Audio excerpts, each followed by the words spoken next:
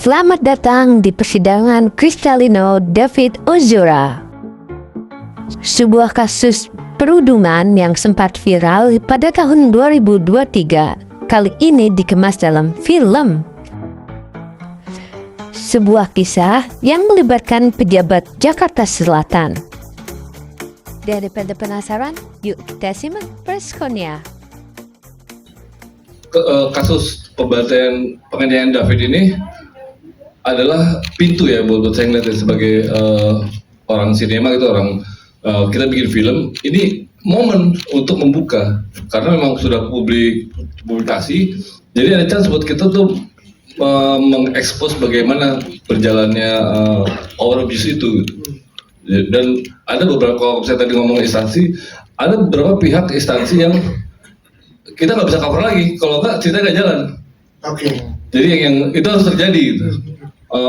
Kita nggak bisa bye-bye ini instansi tertentu karena kalau nggak cerita nggak jalan. Jadi kita cerita apa adanya karena memang sudah begitu apa adanya. Perkara ini ditayangkan secara live di setiap proses persidangan. Bahkan ada wawancara-wawancara langsung malah dengan orang tuanya pelaku gitu. Jadi tidak ada, kalau dalam istilah hukumnya fakta notoir, sudah faktanya udah nggak perlu ditutup-tutupi. Tetapi bahwa ini adalah menjadi sebuah film masuk ke wilayah komersial, tentu ada yang perlu dijaga paling di wilayah itu. Tapi yang utama lagi, film ini dibuat adalah sebagai petikan moral, sebagai alarm bagi kita semua bahwa saat ini pembulian, abuse power itu sudah masuk ke tahap darurat nasional. Kalau kita lihat ke belakang dari tahun 2023 sampai 2025, seluruh kasus pembulian itu naiknya luar biasa. 1 dari 3 anak itu pernah mendapatkan pembulian, tapi sedikit dari mereka yang berani bersuara. Nah, di kasus-kasus tertentu, karena saya mendampingi kasus David Ozora sejak awal, saya melihat kasus ini dari yang paling dekat, sangat dekat sebagai pengacaranya. Saya merasakan betul bagaimana hukum berjalan sangat lamban, hukum itu sempat dibungkam, bahkan di saat nyata-nyata rekaman udah ada, masih juga dibungkam.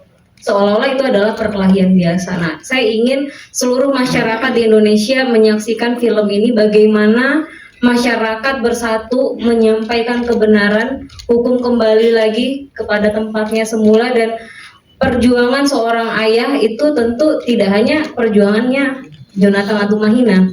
Di luar sana banyak sekali orang-orang yang tengah memperjuangkan keadilan, dan saya berharap film Ozora ini menjadi api perjuangan baru, harapan baru, bahwa ketika masyarakat bersatu, people power itu nyata, bisa melawan semua ketidakadilan. Mungkin hanya saya dan istri saya yang merasakan betapa saat itu teman-teman media terutama, jadi energinya benar-benar saat itu nyampe ke saya. Saya ini bukan siapa-siapa gitu. Saya bukan siapa-siapa yang mencoba untuk berani, dan ketika itu ternyata percikan api yang saya sebarkan itu direspon oleh teman-teman media, juga netizen. Jadi film ini bukan tentang saya, bukan tentang David. Film ini tentang kita semua. Bagaimana kita menyatukan energi untuk berteriak. Film ini menggugat. Teman-teman media mungkin tahu, ada ribuan pembulian, penganiayaan, pembunuhan, pemerkosaan yang tidak pernah tertangani hanya karena tidak viral.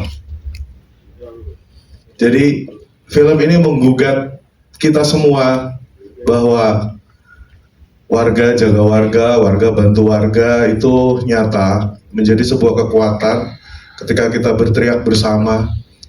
Ketika kuping mereka tuli, kita tinggal tambah volume kita untuk berteriak, dan akhirnya se-Indonesia berteriak bahwa kejadian ini sampai detik ini masih terjadi.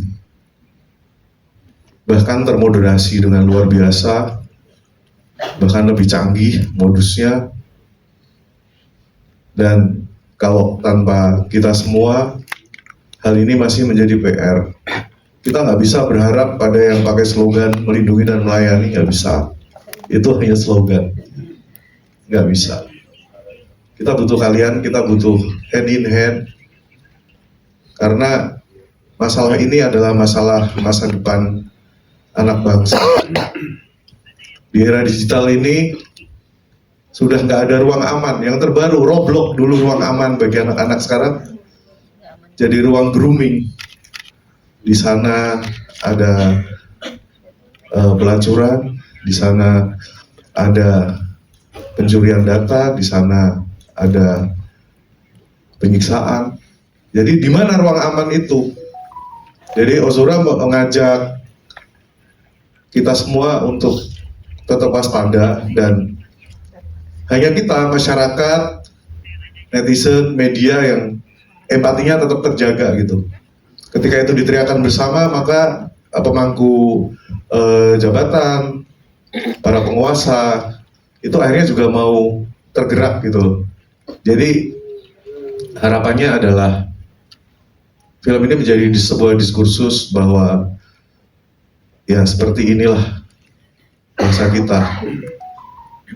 Tanpa siapapun, kalau kita saling membantu, maka rakyat kuasa. Teman-teman bisa membedakan, akhirnya terlalu persis.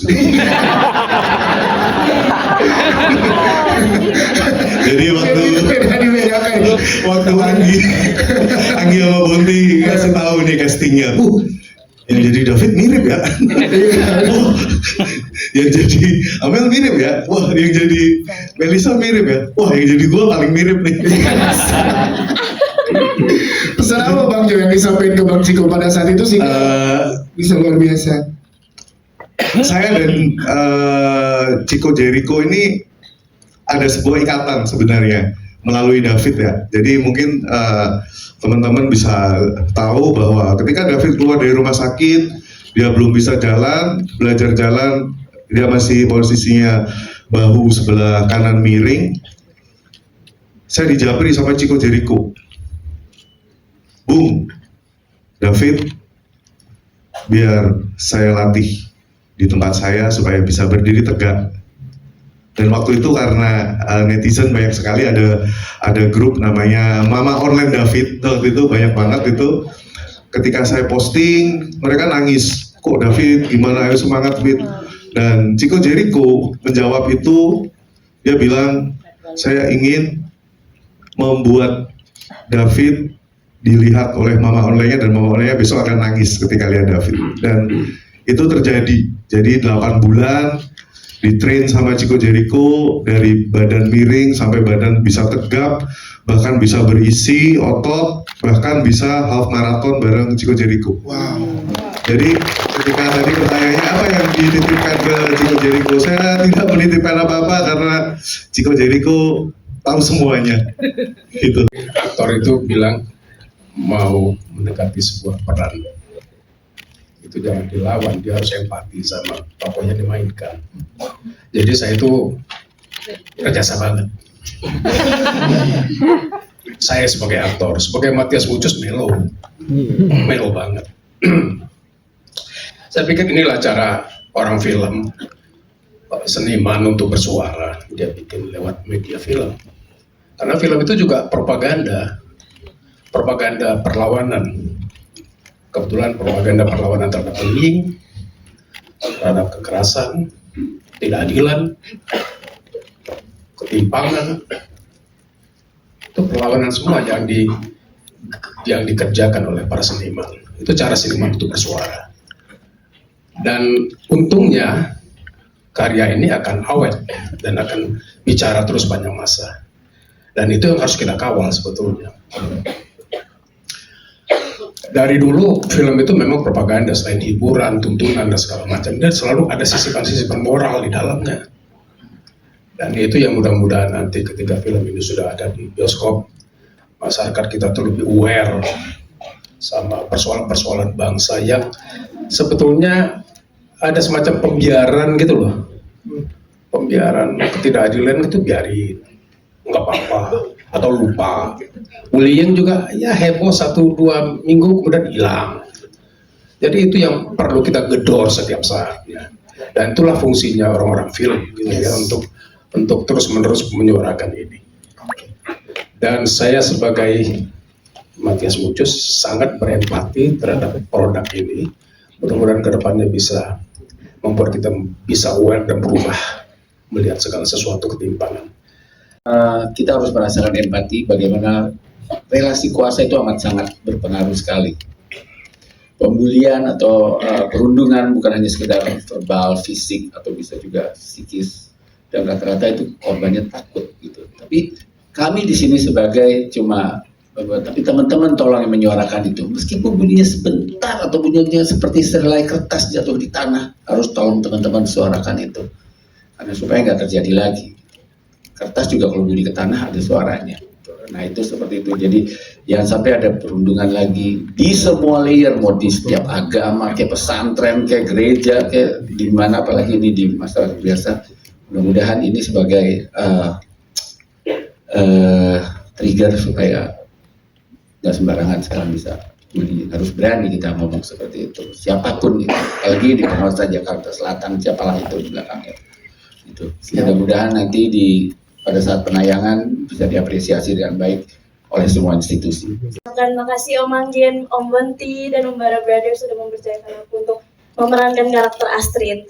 Oke, nasihat dari aku mungkin jangan pernah berbohong untuk mendapatkan perhatian dari orang lain sih. Wah. Dan karena kebohongan yang menurut dia itu biasa aja, itu bisa berdampak besar sekali untuk orang lain.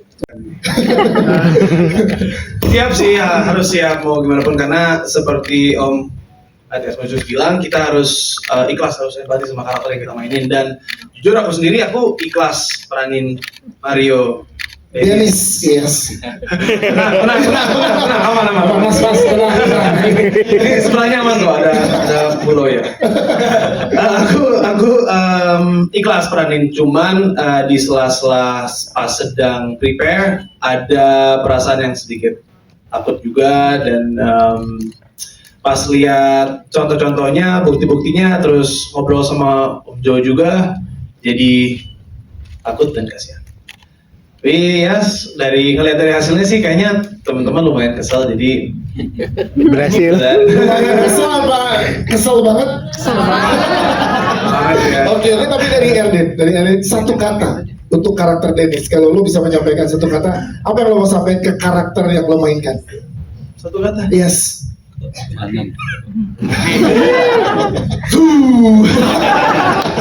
Kata-kata sih trauma sih. Trauma. Jadi yang paling bikin menarik dari proses pembuatan film ini adalah justru pas readingnya, karena di readingnya ini aku banyak ngobrol dengan Mbak Melisa, dengan Om Jo, yang mana memang itu kayaknya lebih dari sekedar bedah skenario deh. Jadi aku bisa mengalami, bisa meresapi apa yang mereka perjuangkan pada saat itu, dan gak kebayang dengan kekuatan kita yang rakyat jelata ini melawan penguasa Jaksel yang semena-mena itu, kita bisa menang gitu. Dan itu sesuatu yang wah banget sih menurut aku, dan keberaniannya Mbak Melisa, kerunutannya berpikir, itu tuh aku sampai wah ini bisa nggak ya maininnya gitu. Dan aku kebawa banget ketika ada scene di sekolahnya David, dia melihat tulisan cita-citanya David mau jadi apa, itu aku ngerasa wah ini dalam banget sih, nggak kebayang bully itu bisa sampai merusak masa depan seorang anak gitu, dan nggak kebayang kalau itu kejadian di anakku sendiri gitu. Jadi banyak banget yang aku bisa rasakan dengan menjadi Melisa KW. Aku seenggaknya bisa ngerasain banget apa yang mereka lakuin. Lalu aku ketemu sama Bang David akhirnya dan sempat ngobrol dan ngelihat kondisi fisiknya sekarang, terus dia juga cerita kalau sekarang dia udah bisa berdamai sama keadaan, dia udah bisa menerima dan tidak ada dendam di dirinya. Aku ngerasa amazed banget sih sama dia, karena aku nggak kebayang kalau di posisi dia udah dilakuin hal segila itu terus bisa maafin orangnya. It's amazing. Terus aku juga film ini jadi pelajaran yang sangat besar banget buat aku karena selama menjalani prosesnya aku bisa ngelihat kalau ternyata tindakan yang menurut kita kecil tuh bisa berdampak sangat besar, bahkan menaruh luka yang sangat dalam bagi seseorang. Dan aku mau kasih pesan buat para korban atau mungkin para pelakunya. Untuk para korban, semoga aku berharap kalian bisa merasa lebih terlihat atau mungkin didengar karena kalian tidak sendiri. Dan semoga film ini bisa jadi ruang aman untuk kalian bernafas jenak. Kalau untuk para yang melakukan atau mungkin tidak sengaja melakukan bullying,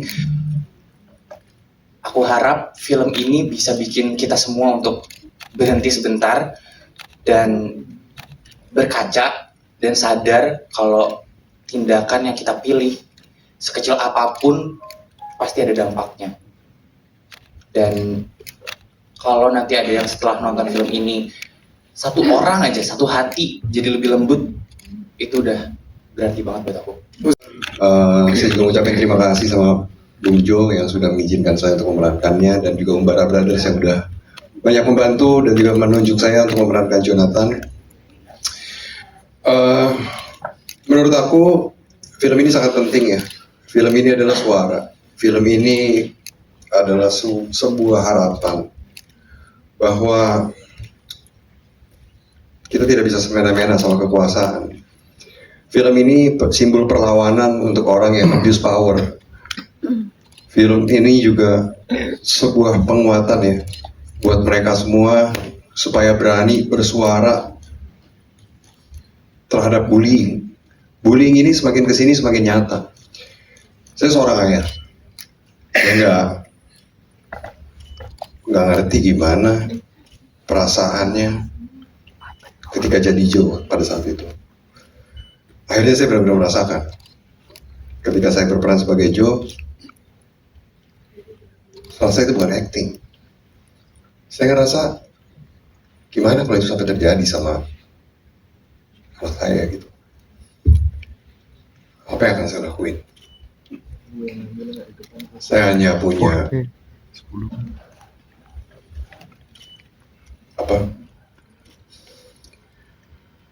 dokter mungkin udah bilang bahwa anak saya udah ada kesempatan untuk hidup. Kesembuhannya itu hanya 2%. Hanya bisa berharap pada Tuhan. Tapi di satu sisi ada amarah yang nggak bisa dilupakan. Untuk menghilangkan itu semua dan fokus pada kesembuhan, itu sangat berat. Itu perjalanan yang harus dilewatin. Mudah-mudahan apa yang dilakukan sama Bung Jonathan melalui film ini bisa menguatkan teman-teman yang sudah menonton bahwa sekecil apapun itu harapan itu pasti ada. Wah, jadi tepuk tangan dong untuk itu.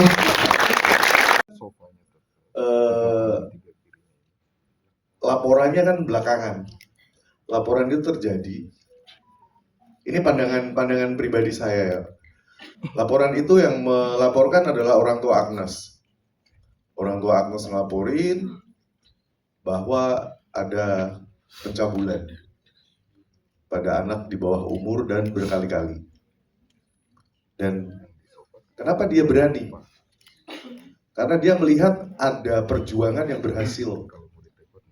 Sehingga mereka juga melakukan hal yang sama, dan alhamdulillah karena kawalan kita semua ya, pengadilan dan semua itu paling takut sama masyarakat sebenarnya. Jadi ketika kita bersuara ya, ini kontribusi kita semua sebenarnya. Dan kalau saya sih cukup bilang syukurin gitu aja sih. Tidak pernah terungkap gitu, nggak pernah terjadi gitu. Nah itu juga perdebatan yang cukup pelik juga tuh, mau kita tampilin apa enggak kita tampilin, tapi sejauh mana kayak gitu ya. Terus masalah pengobatannya juga, jadi sebenarnya jauh lebih detail tadinya kan, yang masalah stem cell, masalah apa segala macam itu akhirnya nggak kita bahas secara detail. Kalau soalnya ya durasinya juga kan terbatas gitu kan. Terus yang paling penting sih kalau dari saya, film ini multidimensi gitu kan, dimensi sosialnya, dimensi spiritualnya ada, dan ya dari sisi hukumnya juga dibahas gitu kan. Jadi kuat lah semua dimensinya tuh mempunyai kekuatan dan nggak timpang gitu sih. Mungkin sih itu. Dari awal sih yang paling penting buat saya sisi spiritualnya sebenarnya gitu. Itu sih kalau dari Bonti. Dari Mas Bonti, silakan. Kalau bicara limit banyak banget batasan-batasan yang kita nggak bisa ambil, nggak bisa kasih gambar, kita nggak bisa visualize, terutama ruang dan waktu. Kisah nyata tuh panjang banget, jadi kita nggak bisa akan muat untuk masukin semua. Kalau kita paksain semua informasi tambahan selalu ada tuh dari Bang Jo tuh. Hampir setiap ketemu Bang Jo tuh selalu ada, baru lagi. Kita harus pilih mana yang mau disampaikan, mana yang enggak, mana yang bentuk penyampaian seperti apa. Karena kalau terlalu banyak juga akan penuh pada dengan informasi aja.